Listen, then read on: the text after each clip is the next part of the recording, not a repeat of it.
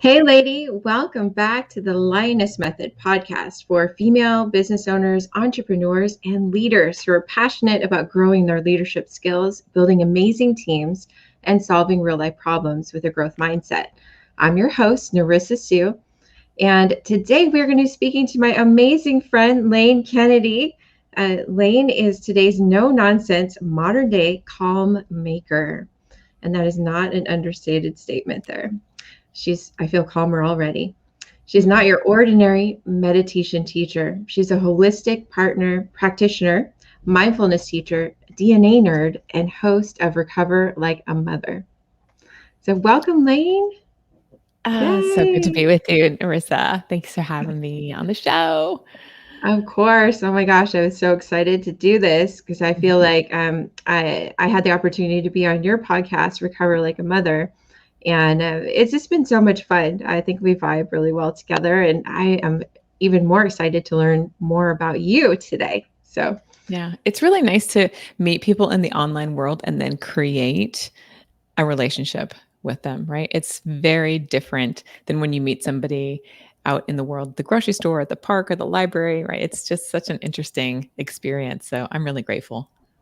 Me too. This has been so much fun. And I think we met on Clubhouse and we've been able to kind of take some things off the app, right? And start creating some new fun things together. So I am super grateful for that. All right. Well, I would love to just take a deep dive because there is so much that you offer and just kind of start with who you serve and how you serve them. Yes. So I used to serve everybody. And then I realized I really enjoy working with mothers. I really see epic shifts when I work with mothers. I strongly believe that when you support the mother and help her facilitate change in her life, not only does her life change, but her family dynamics change, her relationships with her colleagues, career changes, her relationship with the barista changes, everybody, it changes. So I now predominantly work with mothers, creating a very calm, stable, serene life. Oh, I love that. And your voice is just so calming already. But I love what you're saying. I think that's such a gem. You start right off with just saying, like, mothers are really the center, right? They're the hub. They're the anchor of the family, the rock that's kind of grounding the family. So what a beautiful thing to really provide this support for moms in recovery and probably just moms in general, right? That are not aware. Yeah, moms in general. And there's something about also, sometimes people were like, oh, why can't you help me? I'm not a mom. Yes, I can help you, right? But I love working with mothers because I'm just going to take this as an example. As a single entrepreneur, right? Your life is going to be affected by a mother at some point in your life. So I'm going to help that mother. I'm going to help you as well. So you can live these really happy, easy lives. Sometimes people get a little like, why can't you help me too? I can, but I love working with mothers. I love that. That's amazing. Yeah. And it really is one of those things where it doesn't have to be just only, right? It's not only, I only work with mothers. It's like, no, if you're interested in working with me, you're drawn to that, then there's a connection, then yes, for sure. So I love that. So you have done so many amazing things. You're on your 4th podcast, and it sounds like you've had several iterations of your business that you're running. So what are some of the challenges that you've had to overcome personally in order to become an entrepreneur and just use your voice to, get where you are today? I think it's defining and redefining. We live in a world now where technology, like we're in technology, we're in Instagram, we're in LinkedIn, we're in social media, right? So these platforms are defining us. And I've had to redefine who I want to be. And that's been a real big journey. I thought I was going to be this, right? I was a coach for entrepreneurs for many years. And yes, I loved it. And I watched people grow their businesses and help them grow their businesses. But it wasn't really fulfilling to me. And then I went down the health path and helped people like realign their health. And I became a functional nutritionist, and I love nutrition, but it, again, wasn't really fulfilling me. So when I accidentally landed in mindfulness, I was kind of blown away. I was like, this is what I'm going to be doing. And it was so easy. And then I saw immediate results with my students and my clients. But more importantly, I saw results with myself because I had to start here. I have to start within me.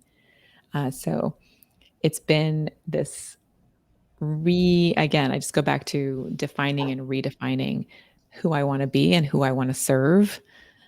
Because at the end of the day, I have to be able to make change or help facilitate change in someone's life.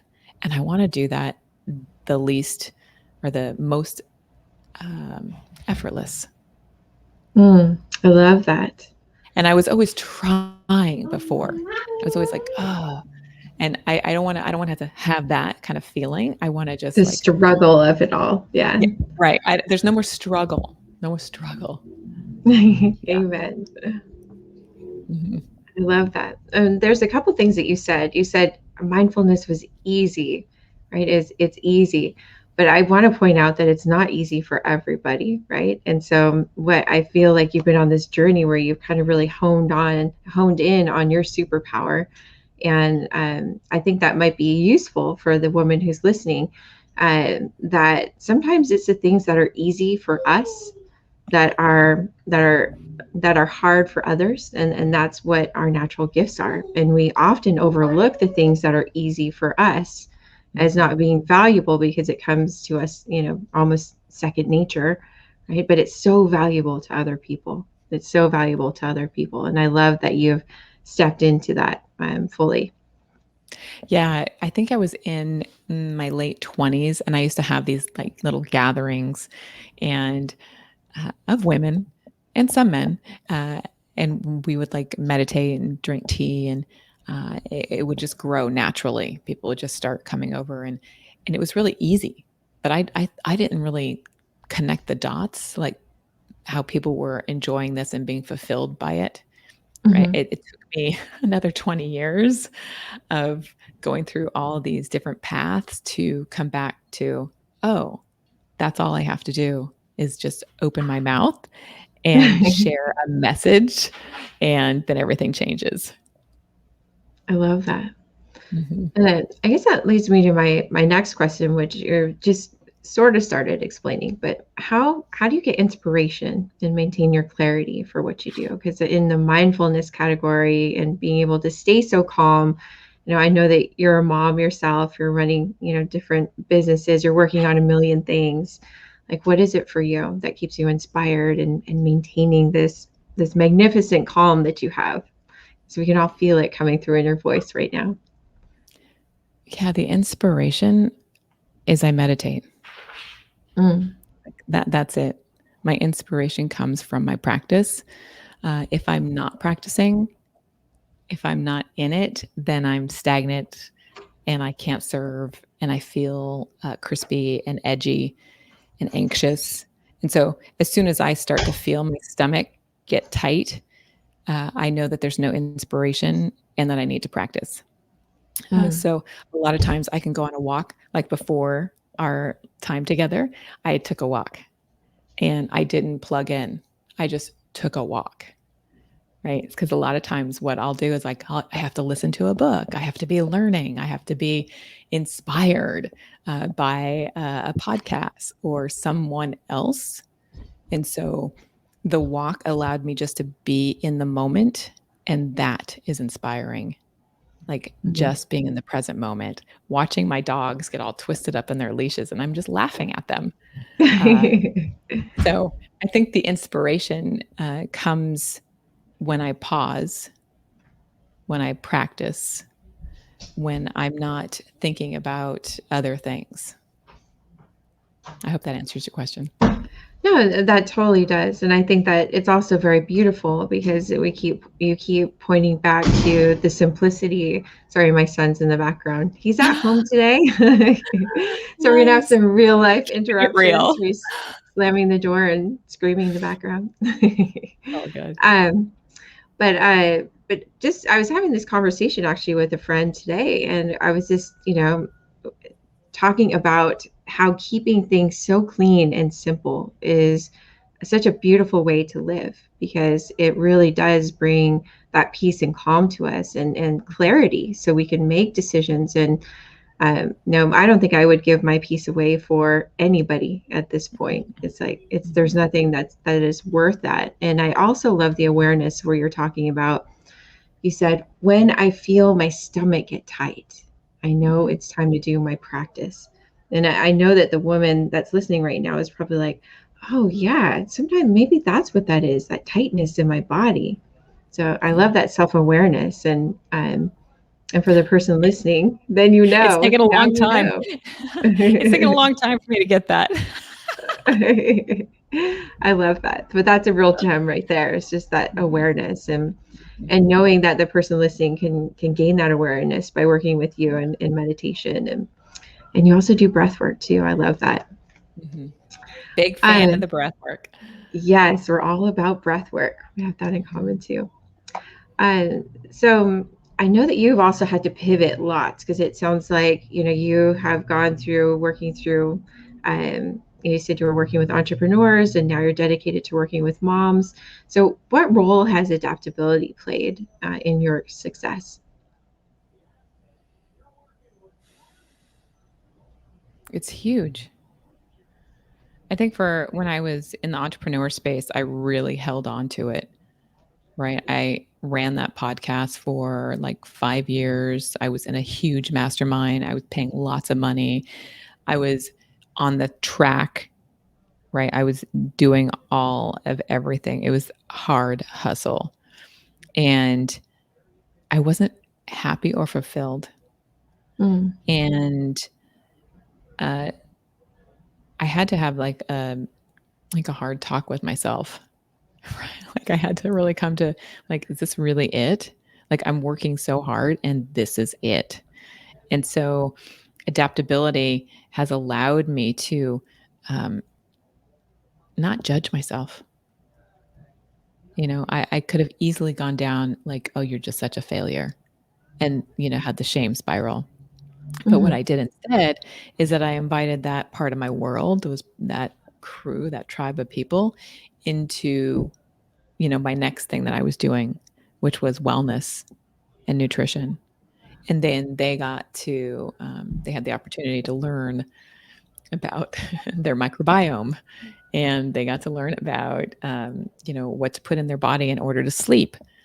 And so it was an educational process. And I think that has allowed me to kind of stay connected to the tribe that I've built over the years. And it's nothing to, it's a lot of people have, I love when people say unsubscribe. Not interested. This isn't the content that I signed up for, but it really just shows me like, I can keep moving my life forward and being adaptable. And the people who are going to want to work with me or want my message or want to live a calm life, they're going to follow me. And those who are not are going to drop off. No harm, no foul. I'm okay with that. I actually appreciate it when somebody unsubscribes, because I don't want them, like the message that I put out, the content that I put out has value to it. And so if I'm landing in their inbox and they're like, it like hurts me.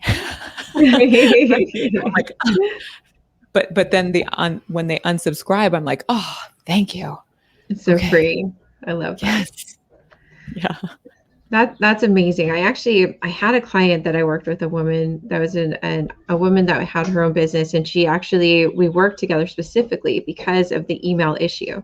And she said, Narissa, every single time somebody unsubscribes, it hurts me that I feel the rejection, right? So the way that you just described the allowing, the letting go of what doesn't fit is so perfect, right? Because it really is like approaching it with the attitude of gratitude, really. Like, oh, okay, thank you for identifying yourself as somebody who is not meant for me, right? So it's not necessarily a rejection, it's just not a fit, right? It's not a preference. I don't want to drink Dr. Pepper, right? I don't want that in my refrigerator. Okay. I don't need it. Right. Like, that's how I think about it. It's like somebody else loves Dr. Pepper though. So they're going to have their refrigerator stocked with it. But yeah, there's just something about, again, knowing the value that I put out, the content that I put out, the creativity that I share with my ladies. It's going to touch those ladies that need it. I love that. And it's really about finding your tribe. And it sounds like, they have evolved with you over time. Yeah. That kind of brings me to a question too, as far as, growing a tribe over time and knowing when, like, how do you know what subject matter you're going to share with your tribe? Because you have so many, you ask, okay, that's good. Yeah. I totally ask them. I'm very upfront about it, because I don't want to be writing for me. Right. So a good example is somebody wanted me to talk about, I'm just going to use this example, the microbiome and how it relates to depression. Okay. All right. Max, you're being too loud, give you that my information. Love, please. Somebody wanted to know about, I had somebody ask me about stress. How can I manage my stress? Right. So Max, I did can you turn off the an TV, episode please? about, 5. Do you want to pause? No, it's okay. Do you need to pause, Narissa? Okay. Oh no, I'm okay. So I, wrote the article. Okay. I'm like, I'm hearing you talk to him and I'm like, are we on this? Oh, sorry. So I wrote a specific article for her. That's okay. So I wrote an article for her, but it went out to everybody. Right. So and if it has to be around the subject matters that I am an expert around as well. Like, I'm not going to write about bicycles, right? That's not going to be my thing.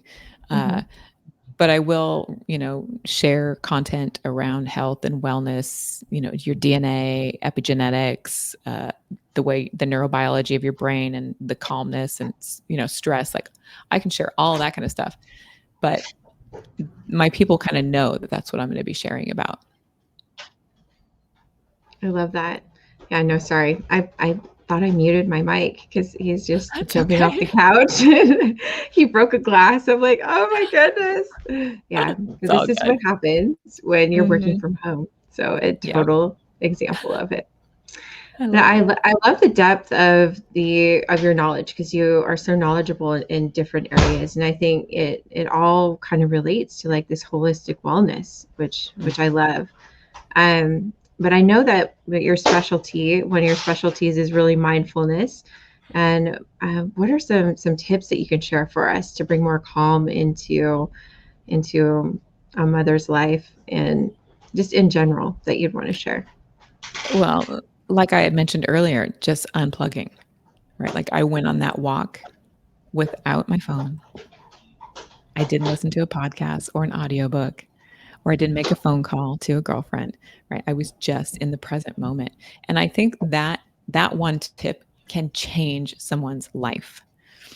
But here's the thing. We don't do it. We say, "Oh, I'll do it. I'll do it." But then we realize we have our phone in our back pocket, and then we plug in. It becomes an unconscious thing, the phone, the attachment to the phone. So I'm really strongly always suggesting just to hide the phone, just put it in a drawer so you don't even see it. Because Out of sight, out of again, mind. Just put it away. right? Because the brain is going to hijack you. It's just, that's the way it is. It's addicted to it. And addiction, as we know, is going to get what it wants. So hide the phone.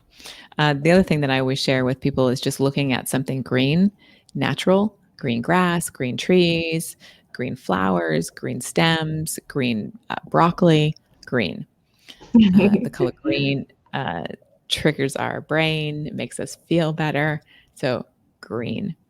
And then I think my third tip is listening to music that you love. Hence, you do need your phone, or you could sit in your car, or you can turn on the music in your house. But listening to music can bring us into that present moment like that. And then what it will do is that it will play with your emotions. So if you, let's say when you were growing up, you used to listen to, I don't even know, who'd you listen to when you were growing up? I'm from Seattle, so I listen to like Pearl Jam and Okay, Soundgarden and that's a perfect example, right? So yeah. you throw on, Pearl Jam, and it triggers that emotional connection to that time, which you get happy about. But then your brain will start daydreaming and going in and out of those memories, which is good. And then you're in the present moment, right? So it'll bounce back and forth, and then you come back to the moment. So you can play with the music selection that you choose. And that can be really fun, and it'll drop your heart rate, your mind and your mood will start changing. But music is so key, especially, again, I always go back to music that you grew up with. Yeah, I love that so much. I think music is so healing, and Mm-hmm. I am, I 100% subscribe to that. And even like, do you ever use like binaural beats or the different, is it the archipelago? Is Yep. that, I don't even know if I'm saying that right, Yep. but all the Yep. different hertz. All the different hertz. Yes. So in meditation, I will do that. But for mindfulness practice, no. Hmm. I really keep the two separate. But for a meditation practice, absolutely. That's a good question. What's the difference between mindfulness and meditation? Mindfulness is I always like to say it's a way of living.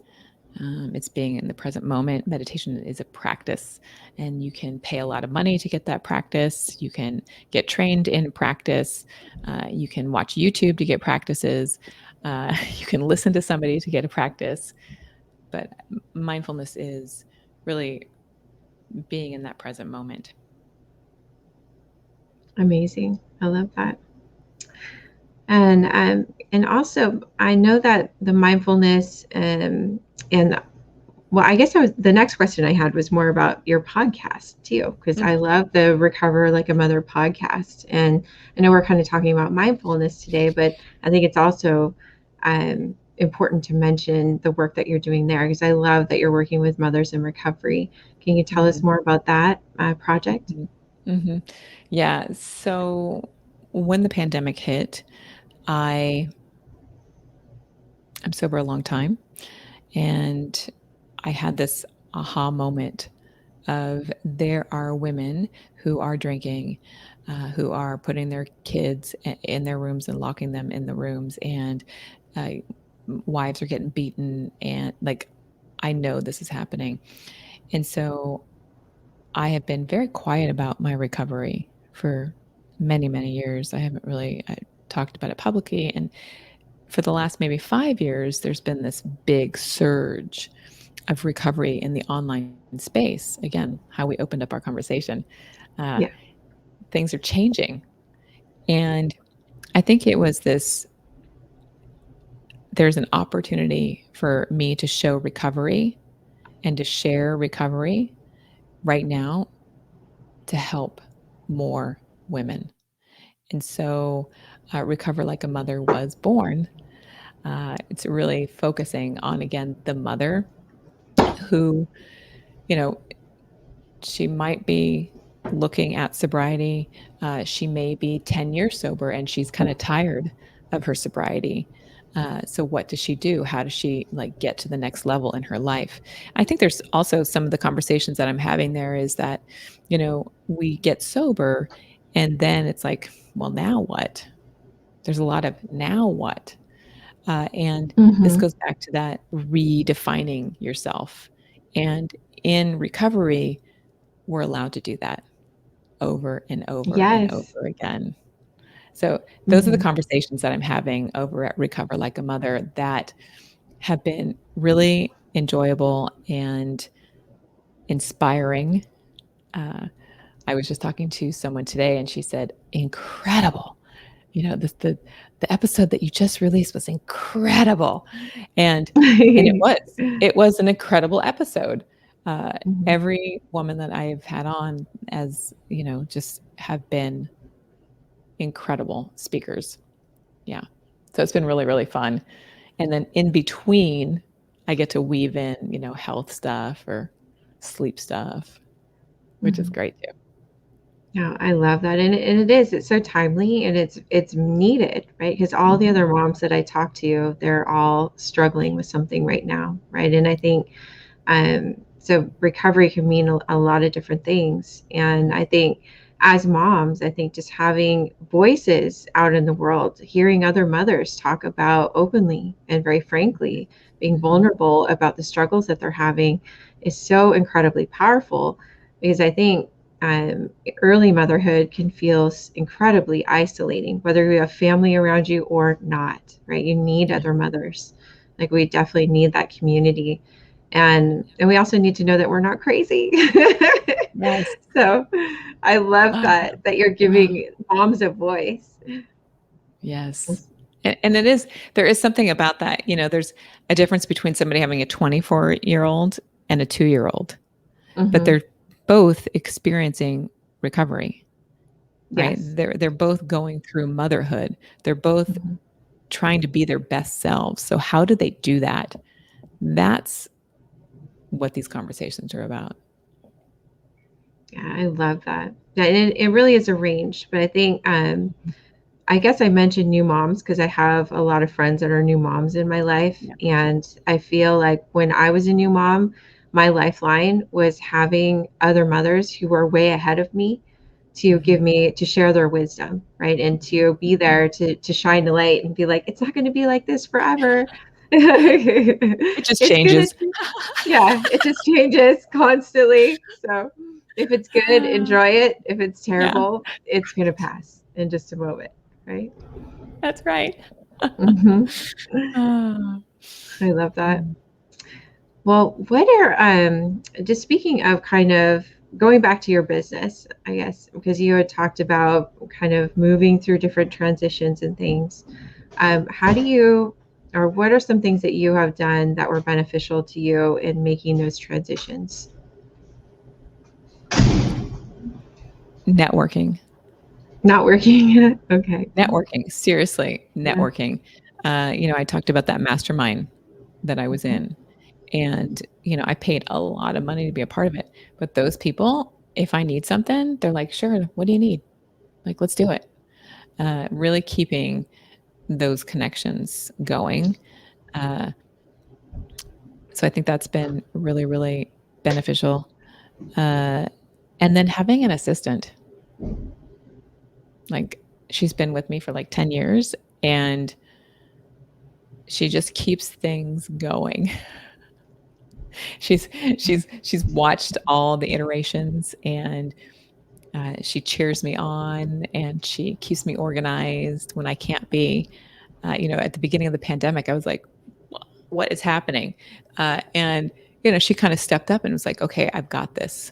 So having somebody in the back to support the work that I do has been really, really extremely important. So I think those two things have made the transitions easier to move through.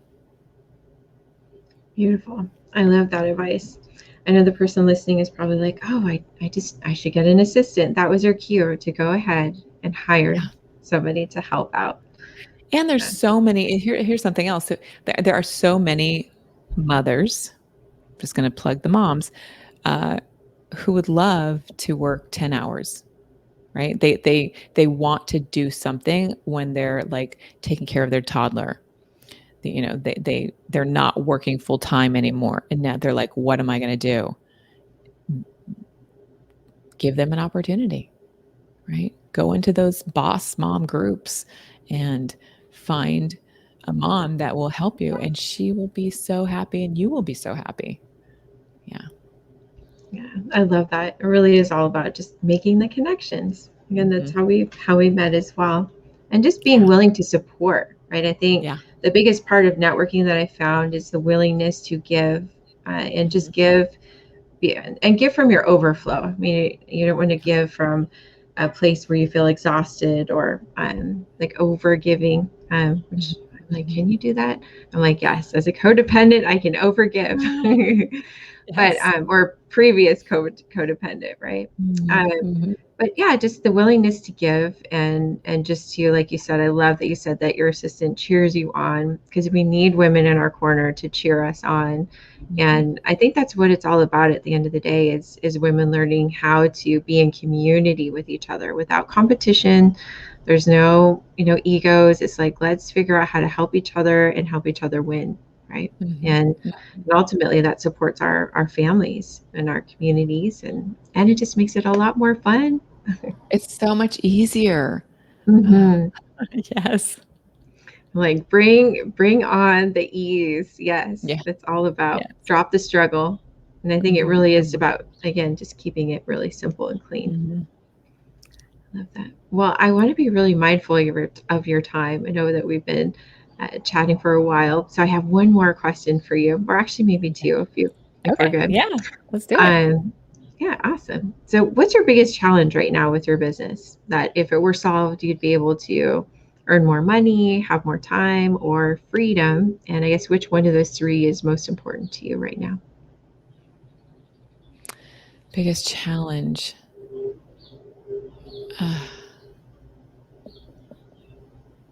Biggest challenge.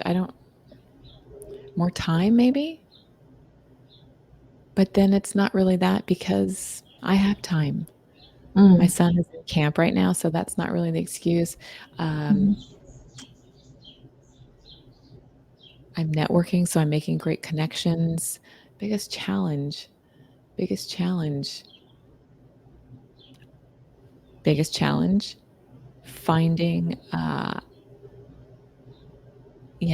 Finding podcasts to be on as a guest. But then that's not really a challenge because I just found an incredible service to join.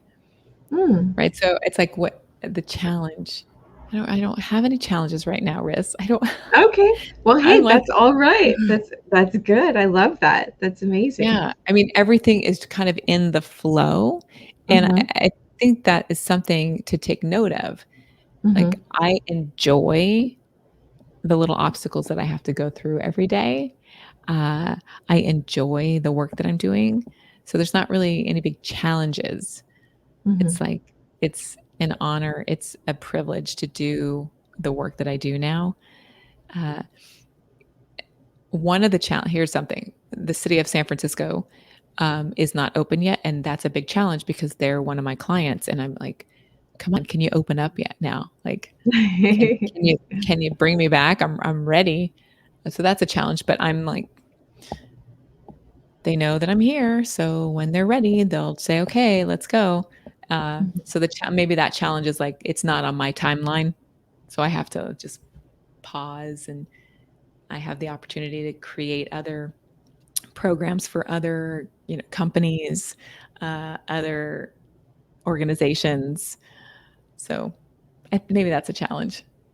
It's not on That's my great. timeline. Well, it's kind of a fun one though, right? Because it sounds like you get to step into your creativity because you have some extra room, right? Right. So, Right. Which has been really awesome. Yeah, I love that. No, that's a great answer. Thank you. And the last question is, what's been your biggest win lately or recently? Yes. Well, recently,